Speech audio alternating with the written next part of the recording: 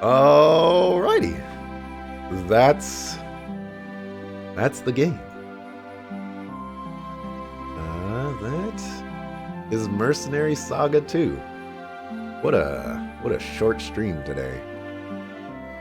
What a short stream. Alright, so I didn't write down a lot of thoughts for this game because my overall thoughts about it is extremely similar to the first game. And I've talked about this in the past as well, that for whatever reason, I don't know why, but it's basically kind of sort of a carbon copy of Mercenaries Saga 1. As far as like mechanics go. There's a couple changes here and there. There's some tweaks here and there. There's some nerfs, yada yada, this and that. But if I were to like pop into my save for the first game, you know, which I'm actually really tempted to do right now. I'm just gonna do that. The first game had a lot of the similar classes, similar abilities, if not exactly the same ones. I just want to check that, and I'll use like my messed up save file because you know we messed up. But that part really disappoints me because I was hoping for some other stuff to gain access to, and I didn't really get any of that. Let's go to classes. Oh well, okay. So we're gonna use the clear data, I guess. Okay, that's not what I want. All right, well, take my word for it. All right, the classes and things like that, they're all pretty much the same. The abilities, they're all pretty much the same. And that's not bad. It's just I was hoping for a little bit more variety, I guess. Maybe change some of the names, you know? I mean, a lot of the names are the same. At least give me a couple new spells. A little bit more variety, I suppose. So that part I was a little disappointed in.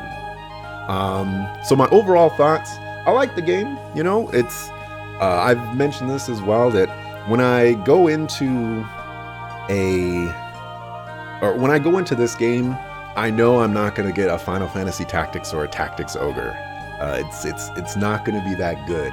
So I just appreciate what I'm given, and I like what I'm given.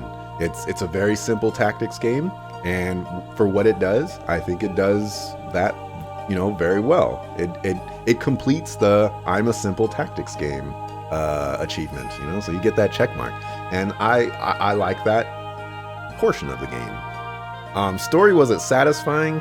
I think the first game had this issue too, where they just kind of jump cut to places and they don't explain things. And so I'm gonna say the story wasn't actually that satisfying, unfortunately.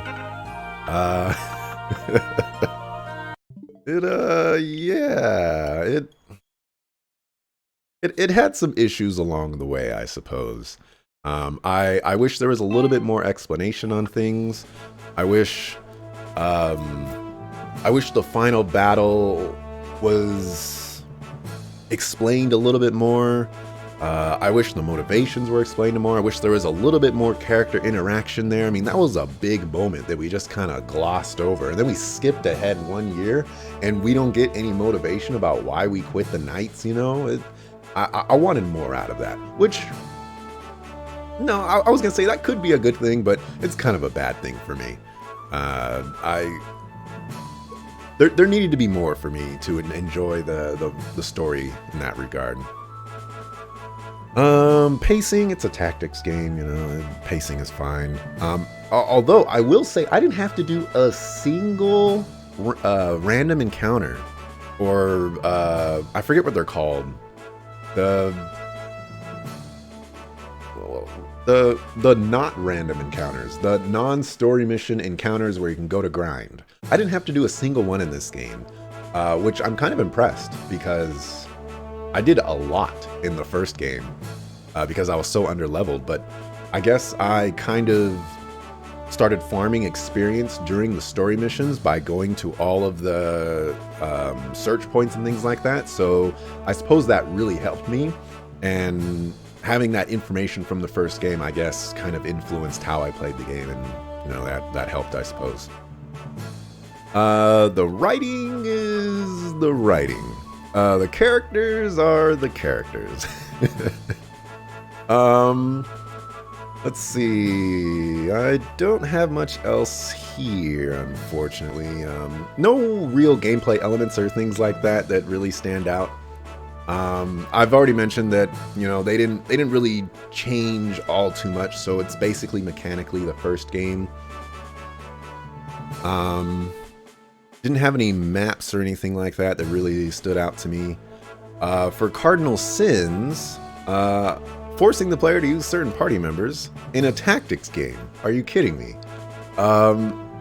There were some obnoxious missions in this one where they just kind of throw it at you like, hey, you're going to be using this character that you haven't used in 12 chapters. Yeah, that character is 4 levels lower than your highest level person, and 10 levels lower than the lowest level enemy on the map, but you gotta use them. Sorry. Oh, and by the way, that character, he's all the way off by himself, surrounded by enemies. Good luck. You know, like, come on. Don't do that to me. I don't want that stuff. For sound, I actually I like the sounds. I think the sounds are or the sound effects and things like that, relatively simplistic, but I think they serve their purpose. I like the music. I think the music is has its share of complex stuff. I don't think there's a lot of musical tracks, unfortunately. I think there's only like 4, maybe 5 or so. But I would say I enjoyed them overall. For the graphics are what pulled me into this game, and the graphics continue to be fairly enjoyable. I do like the pixel art for this game. I think it looks nice. Replay value. I'm gonna say that this game doesn't have any replay value, and I judge my replay value based off of once you beat the game. If you're gonna play it again, does it offer a new experience, or does it do new things for you? Like, does it give you a new story to progress, or something like that? And this one doesn't do that. And, you know, no replay value is not a negative or anything like that. It's just, you know, like, hey, you know, should you play this game again, will you get something new from that experience? And I don't think this one does. You can get the discover points, and maybe treasure chests you missed and things like that. You could probably get yourself to be super overpowered, play on the hardest difficulty. But that stuff doesn't interest me for a separate playthrough. And if the developer is watching, I enjoyed the game.